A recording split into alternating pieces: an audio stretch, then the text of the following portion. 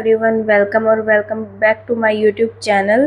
तो आज की वीडियो हमारी होने वाली है affordable and essential art materials पर।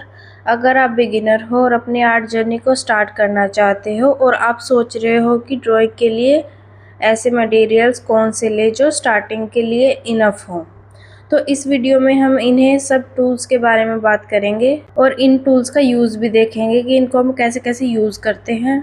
अगर आप स्टार्टिंग में सिर्फ इन्हीं टूल्स को लोगे, आपको कोई और टूल्स खरीदने की नीड नहीं पड़ेगी। बस आपको इन्हीं टूल्स के साथ अपनी प्रैक्टिस जारी रखनी है। टाइम टू टाइम आपकी आर्ट में इम्प्रूवमेंट आएगा। आप इन टूल्स को देख लो कि इनको किस तरह से यूज़ करते हैं और उसी तरह से प्रैक्टिस करते जाओ। आपकी ड्राइंग स्किल में इम्प्रूवमेंट तभी आएगा, तब आप प्रैक्टिस करोगे।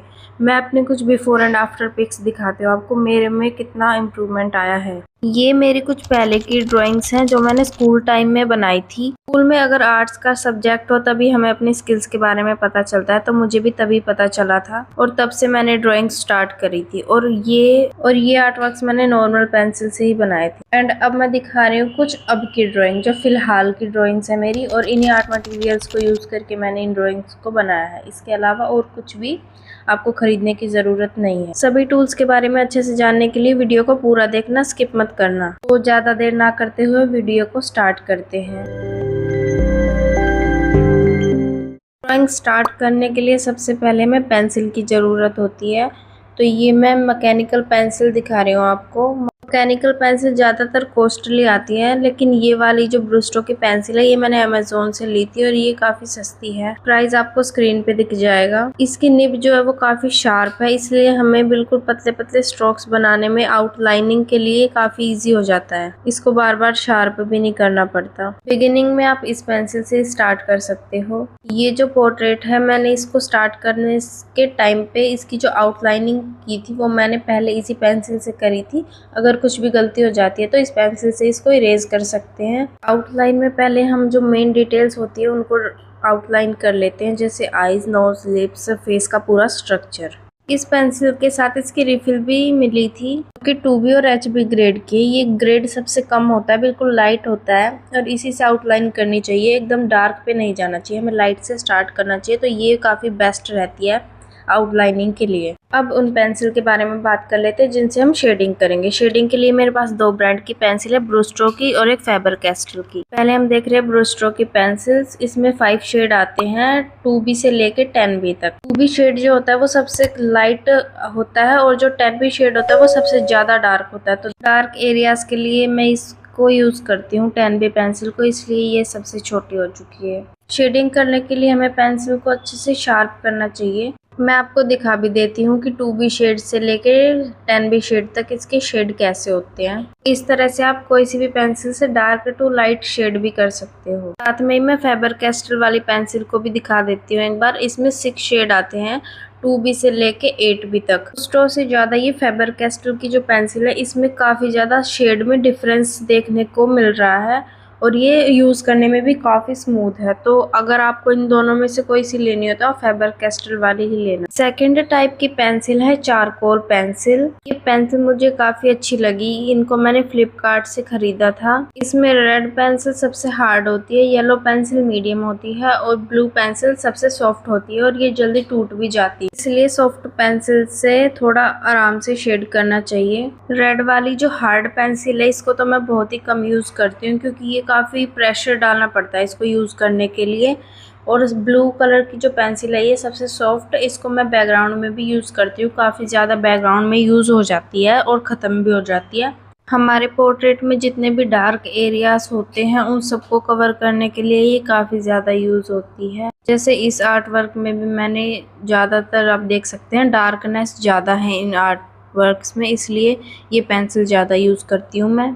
इसलिए मैंने सॉफ्ट पेंसिल का बॉक्स अलग से परचेज किया था। तो अब देख लेते हैं इस पेंसिल को दूसरी तरह से किस तरह से इस्तेमाल कर सकते हैं। तो ये रेगमार पेपर मैंने लिया है और एक छोटी डिब्बी में मैंने इस पेंसिल को इस रेगमार पे रब करके प्रोडक्ट निकला है जो पाउडर बन के निकल जाता है। तो मैं उसको इस डिब्बी में संभाल के रख लेती हूँ, कुछ भी वेस्ट नहीं होने देती, इसमें रखा रहता है। तो जब मुझे ज़रूरत होती है तो मुझे दोबारा से रब नहीं करना पड़ता उस पे पेंसिल को, और मैं इसी से यूज़ कर लेती हूँ, ब्रश की हेल्प से इसको यूज़ करती हूँ, वो मैं आगे वीडियो में आपको बताऊँगी। देखिए किस तरह से हार्ड वाली पेंसिल वर्क करती है और इससे सॉफ्ट है मीडियम वाली पेंसिल और सबसे ज़्यादा सॉफ्ट है ब्लू कलर की सॉफ्ट वाली पेंसिल। अब बारी आती है ब्लेंडिंग स्टम्प्स की।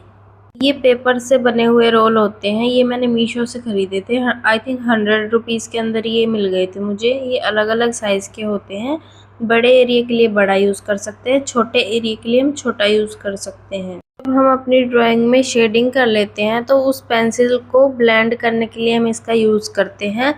इसको जहाँ पर हमने पेंसिल अप्लाई करी थी वहाँ पर इसको रब करना होता है और जो पेंसिल के स्ट्रोक्स होते हैं वो आपस में मिक्स हो जाते हैं और स्मूथ टेक्सचर आ जाता है। जब हमें रियलिस्टिक पोर्ट्रेट बनाने होते हैं तो ये काफ़ी ज़्यादा इम्पोर्टेंट होता है कि हमारा जो टेक्सचर है वो बिल्कुल स्मूथ हो, इसलिए हम ब्लेंडिंग स्टम्प का यूज़ करते हैं। हमने आर्ट वर्क को ब्लेंड तो कर लिया, उसके बाद आती है हाईलाइट एरियाज की, जिसके लिए इरेजर यूज होती है। फर्स्ट है ये दोनों पेन जैसी दिखने वाली इरेजर। इन दोनों में कोई खास डिफरेंस तो है नहीं, सिर्फ इस इरेजर की शेप रेक्टेंगल शेप की है और इसके साथ रिफिल भी आती है, और ये वाली इरेजर राउंड शेप की है, इसके साथ भी रिफिल आई थी। ये दोनों मैंने अमेज़न से खरीदी थी। ये अप्सरा की नॉर्मल वाली इरेजर है जिसको सभी लोग यूज कर। इसके अलावा एक क्ले इरेजर होती है जो कि स्ट्रेच हो जाती है, इसको हम अपनी अकॉर्डिंग शेप दे सकते हैं।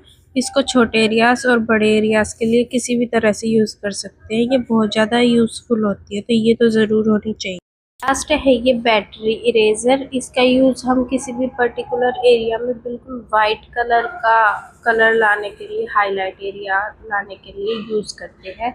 इसमें बैटरी डल। लास्ट है ये बैटरी इरेजर। इसका यूज़ हम बिल्कुल हाईलाइट एरिया को बिल्कुल वाइट दिखाने के लिए यूज़ करते हैं। इसके पीछे की साइड बैटरी डलती है, लेकिन बैटरी इसके साथ ही आई थी, हमें अलग से मार्केट से सेल खरीद के इसमें डालना पड़ता है। इसके साथ सिर्फ इरेजर्स आई थी और इसके कुछ टूल्स। इसमें एक बटन होता है, उसको प्रेस करके रखते हैं तब ये चलती है और इससे इरेज करते हैं। इरेज करके अपने हाईलाइट एरियाज को उभारते हैं। और इस क्ले इरेजर को कैसी भी शेप देके हम इससे भी हाईलाइट एरियाज को ऐसे बनाते हैं, कुछ इस तरह से इसको यूज करते हैं। पेन इरेजर का यूज ज्यादातर हेयर्स को ड्रॉ करने के लिए करते हैं, और ये नॉर्मल इरेजर है। इसको बड़े एरियाज को भी इरेज कर सकते हैं, बैकग्राउंड को इरेज कर सकते हैं, और इन इरेजर्स को यूज करने से पहले इनको थोड़ा कटर से काट सकते हैं। हम भी छोटे एरियाज को इरेज करने के लिए इसका यूज कर सकते हैं। अब हमें जरूरत पड़ती है कुछ ब्रशेस की, ब्लेंडिंग के लिए इनका यूज होता है, और मैं यूज करती हूँ मेकअप ब्रश, क्योंकि मेकअप ब्रश से ज्यादा फिनिशिंग आती है। जब हम चारकोल पाउडर का यूज करते हैं तब हमें ब्रश की जरूरत पड़ती है, ताकि ब्रश से हम पाउडर को लेके और पेंटिंग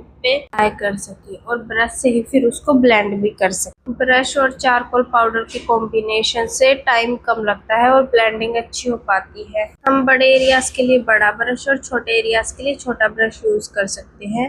एंड मैं ये दिखा रही हूँ कि किस तरह से बैटरी इरेजर को हम यूज कर सकते हैं अपने पाउडर को। और मैं कुछ डॉट्स बना रही हूँ, उसके बाद मैं पेंसिल से डॉट्स बना रही हूँ शेडो इफेक्ट लाने के लिए। ये कुछ दाने जैसा इफेक्ट लग रहा है। एंड लास्टली कुछ चीजें जैसे कि ये मास्किंग टेप, इसको हम अपने ड्राइंग के एजेस पे लगा सकते हैं, जैसे हमारी पेंटिंग हिले ना, इसी से हमारा बॉर्डर भी बन जाता है। जो मेरी सारी ड्राइंग्स में बॉर्डर बहुत पसंद है और मैं हर ड्राइंग में अपनी इस टेप का यूज करती हूँ। पेंसिल की शेडिंग को ब्लेंड करने के लिए हमने देखा था ब्लेंडिंग स्टम्प को यूज करते हैं, और हम यूज कर सकते हैं टिश्यू पेपर्स का। इससे भी काफी अच्छी स्मूथ फिनिश आती है हमारी ड्राइंग्स में। और इसको मैं 3-4 बार फोल्ड करके कुछ ऐसा शार्प पॉइंट बना लो, और उस शार्प पॉइंट से ही पेंसिल पे रब कर करके ब्लेंड कर सकते हैं, काफी स्मूथ फिनिश आती है। टिश्यू पेपर ज्यादातर बड़े एरियाज को ब्लेंड करने के लिए होता है, छोटे एरियाज के लिए आप छोटे साइज का ब्रश या फिर ईयरबड्स का भी यूज कर सकते हो। तो ये सभी टूल्स है जो आपके पास बिगिनिंग में होने चाहिए। सभी टूल्स का लिंक डिस्क्रिप्शन बॉक्स में आपको मिल जाएगा। आई होप आपके लिए ये वीडियो इन्फॉर्मेटिव रही होगी, और मैं आगे भी ऐसी इन्फॉर्मेटिव वीडियोस लाती रहूंगी। तो मेरे चैनल को सब्सक्राइब कर लो और वीडियो को लाइक कर लो। तो मिलते हैं ऐसी ही अगले इन्फॉर्मेटिव वीडियो के साथ। Have a nice day. Bye bye.